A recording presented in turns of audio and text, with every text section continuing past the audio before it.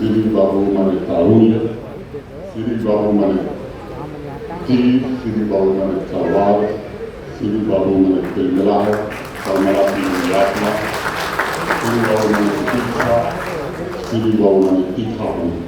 ऐसा बहुरंगी व्यक्तित्व मैं समझता हूँ बिहार में नहीं देश में भी कम देखने को मिलता है।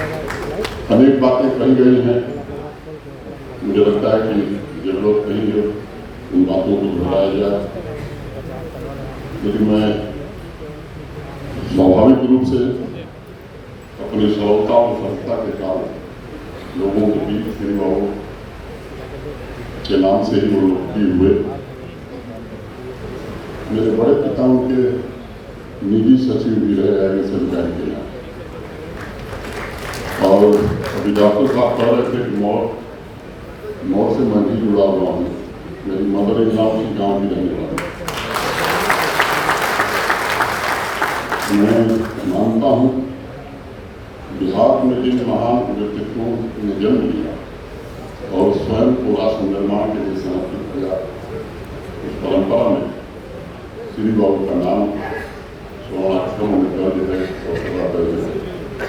युवावस्था से ही स्वतंत्र चेतना वाले व्यक्ति थे और मुझे लगता है कि उनकी इसी भावना ने उन्हें सुशासन की प्रतिमूर्ति बनाने में मदद की, जिससे बिहार आज़ादी के बाद तीव्र गति से विकास करने वाले राज्यों में शामिल हुआ। अनेक पुस्तकों में इस बात का जिक्र किया गया है कि अपने स्कूली जीवन में ही वह सामाजिक, आर्थिक और राजनीतिक घटनाओं की चर्चा किया करते थे। 1907 में पटना कॉलेज में उन्होंने दाखिला लिया। उस कालखंड में उनके विचारों को नई दृढ़ता जब मिली, जिसका प्रतिबिंब हमें उनके सुशासन में गुड गवर्नेंस के कार्यों में बाद के वर्षों में देखने को मिला। तो शोध पत्र में पढ़ रहा था, उसमें मेरे ध्यान में आया कि स्कूल के दिनों से ही लोकमान्य बाल गंगाधर तिलक से बहुत प्रभावित थे। तिलक जी के विचारों का उनके जीवन पर गहरा प्रभाव था और जितना लोकमान्य तिलक को मैं समझ पाया हूँ, उसके आधार पर ये बात मैं कह सकता हूँ जिम्मेदारी से कि 1880 से लेकर 1920 यानी 4 दशक लोकमान्य तिलक जी ने स्वतंत्रता आंदोलन का मार्गदर्शन किया और जनसाधारण के बीच एक नई राजनीतिक चेतना की जागृति। आज के इस महत्वपूर्ण समारोह में मैं आधुनिक बिहार के निर्माता, बिहार के शहीद आदरणीय डॉक्टर श्री की पुण्य स्मृति को सबसे पहले नमन करता हूँ। समाज के विभिन्न क्षेत्रों में अमूल्य योगदान देने के लिए जिन साथियों को, जिन महानुभावों को सम्मानित किया गया, उन्हें बहुत बहुत बधाई तथा शुभकामनाएं देता हूँ। कहा गया कि मैं अतिथि के रूप में आया हूँ। अतिथि वो होता है जो बुलाने पर आता है, बिना बुलाया है। तो पहले से निर्धारित था और बिहार में किसी में ऐसा मैं मानता नहीं है, जितना इस सभागार में बैठा कोई बिहारी उससे कम बिहारी नहीं है।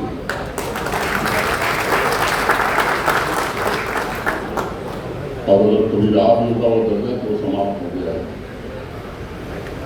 दूसरी बात मुझे लगता है कि आज के कार्यक्रम का स्वरूप ऐसा है कि कोई भी इस कार्यक्रम में मेहमान बन करके आना तो कतई पसंद नहीं करेगा। हर व्यक्ति चाहेगा कि इस कार्यक्रम का मेजबान नहीं हो। लोग मेजबान होने के सभा के सामने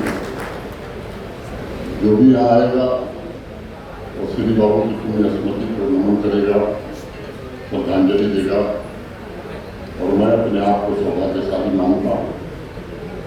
मुझे आज श्री बाबू को श्रद्धा निवेदन करने का अवसर इस कार्यक्रम के माध्यम से मिला है। जीवन में कुछ न कुछ छाप अपना छोड़ करके जाते हैं। मेरे पिताजी महावीर चौधरी डॉक्टर श्री बाबू के बड़े करीबी थे। 1952 में जब वो एमएलए बने तो उनकी उम्र मात्र 24 साल थी और सबसे पहले वो एमए के एमए में पढ़ाई कर रहे थे पॉलिटिकल साइंस की। पिताजी कहते हैं कि श्री बाबू को किताब पर अपना इतना पकड़ था कि जब वो एमए का पटना यूनिवर्सिटी में क्लास कर रहे थे तो वाइस चांसलर उस समय पॉलिटिकल साइंस के कोई अंग्रेज हुआ करते थे जो एमए का क्लास देते थे। तो वो श्री बाबू के पास आए और श्री बाबू को कहे कि बाबूजी आप दिल्ली जा रहे हैं, वो किताब लेकर के आइएगा। तो उन्होंने कहा कि चौथी अलमारी में 6ठे रो में तीसरा किताब है, पढ़ करके फिर वापस रख देना। इतना पकड़ था उनको अपने किताबों पर और जिस तरह की विविधता उनमें थी वो हमेशा हमारे पिताजी को प्रेरित करते थे कि अपनी पढ़ाई पूरी करो और लॉ का कंपटीशन खत्म करो, लॉ पढ़ाई करो, क्योंकि राजनीति की कोई ठिकाना नहीं है, इसलिए तुम हमेशा पढ़ते रहना। और हमेशा उन्होंने पहली बार मुख्यमंत्री कोष से 21,000 रुपया उनको जूता और लॉ के कपड़ों के लिए मुख्यमंत्री कोष से 21,000 रुपया उस समय 1952 में श्री बाबू ने देने का साथ किया था। तो प्यार और स्नेह हमारे परिवार को श्री बाबू से मिला और श्री बाबू के चलते पिताजी स्थापित राजनेता हुए। 52, 57, सब 62 सब चुनाव जीते। और श्री बाबू के जाने के बाद बरबीघा से मेरे पिताजी को 4 बार और मुझको 2 बार जीतने का मौका मिला, जहां से श्री बाबू आते हैं।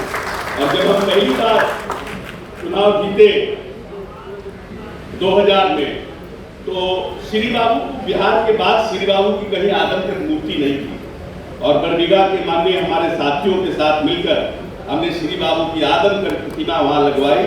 और उस समय जो हमारे मुख्यमंत्री थे उन्होंने उसका शिलान्यास किया और माननीय राज्यपाल खुद गए। और बिहार में मैं समझता हूँ सचिवालय के बाद दूसरा आदमकद प्रतिमा हम लोगों ने बरबीघा में लगाया था।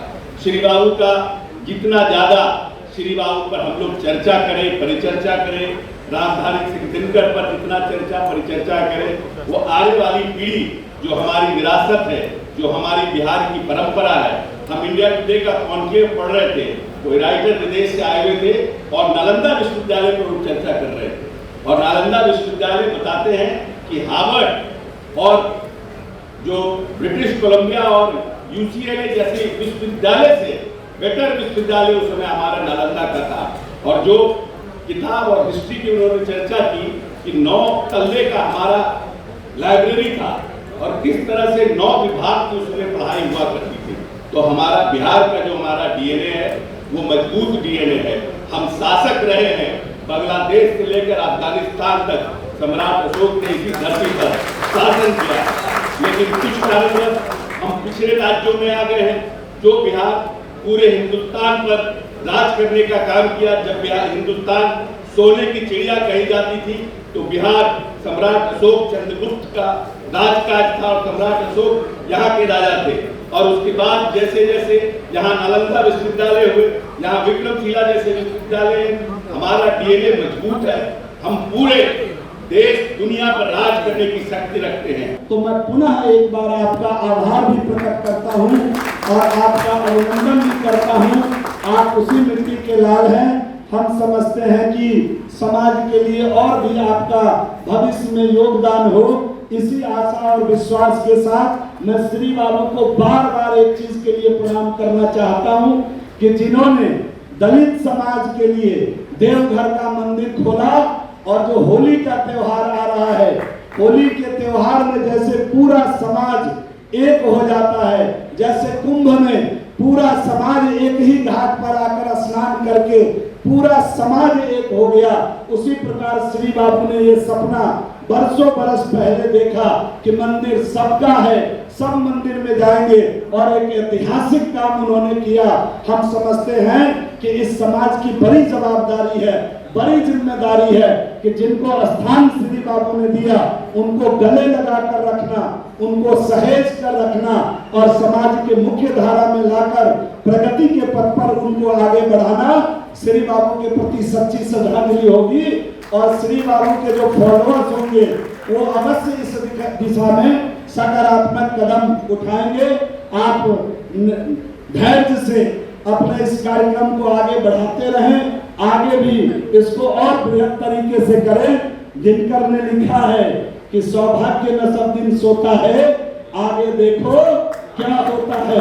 जी, ये इनफैक्ट आज मिडिवर्सल ने ये बहुत बिहार केसरी सम्मान जो श्री बाबू जी के उनके याद में किया गया, तो ये सम्मान से नवाजा नहीं गया, ये श्री बाबू जी का सम्मान है।